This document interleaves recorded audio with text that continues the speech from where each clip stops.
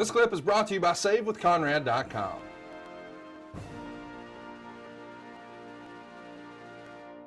So you work with Rob Van Dam on an ECW taping when he's WWE ECW champ, and you put him over in about 17 minutes.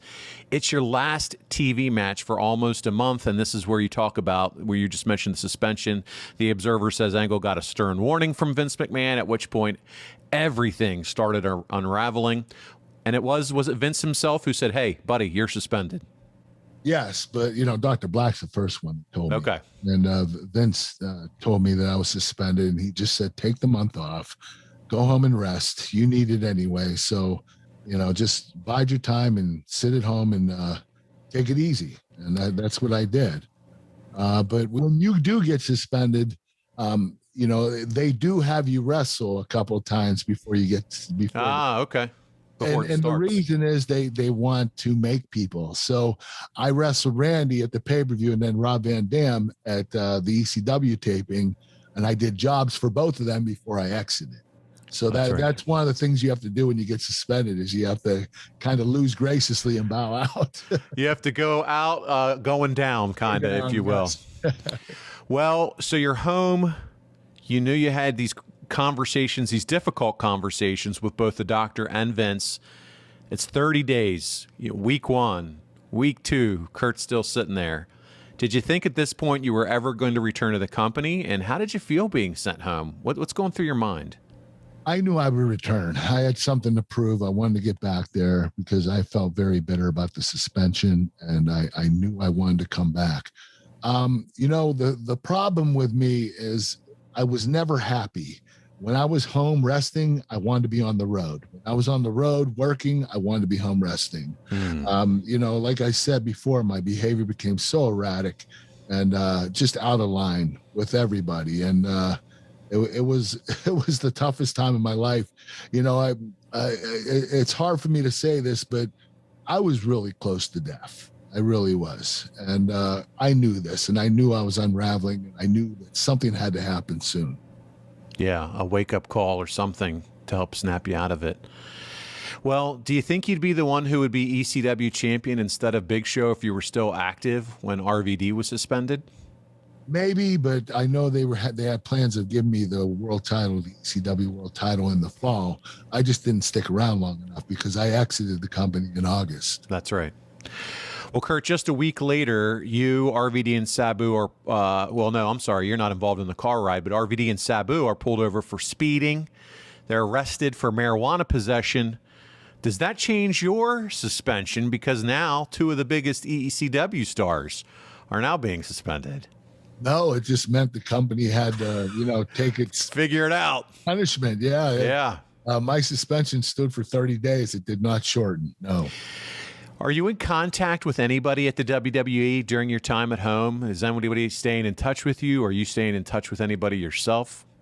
Yeah, they were a bit concerned. So Johnny Laurinaitis would call me daily, give me updates, ask me how I was feeling. The company was really on par with me. They really wanted to make sure that I was okay. While you're at home, are you thinking about other companies, UFC, TNA, or are you just completely focused on returning to the WWE? Like I said, I had something to prove. I wanted to get back there. I wanted to prove that, even though I got suspended, I just felt like it was unjust because I did have a prescription, but I understand why they did it. I allowed my prescription to run out.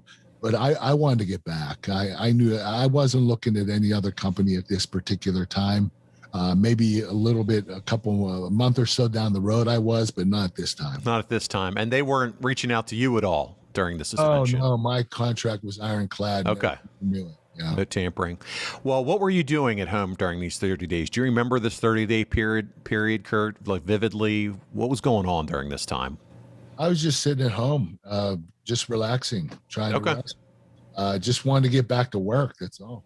Yeah, I can imagine. It's suspected that your 30-day suspension being unpaid, you missed about $84,000 in pay. Does that sound about right?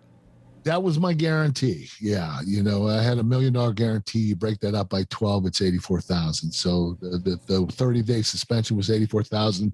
But if my merchandise check was supposed to come in that month, so it comes in every 3 months, and they took that from me too. Oh, It was supposed to come in on that month, so that was another probably a few $100,000. So I lost out on almost $400,000 when I got suspended. that's exactly what I was going to ask. Do they hate your merch? And they do too. Wow. So it's a lot more than just 84,000, like you said, almost $400,000. This is a huge deal. This is a huge impact to you. So obviously, it's a rough time, not only with what you're dealing with, but now this. So it's just adding to all of what's going on in your life. Yes, it was very stressful for me.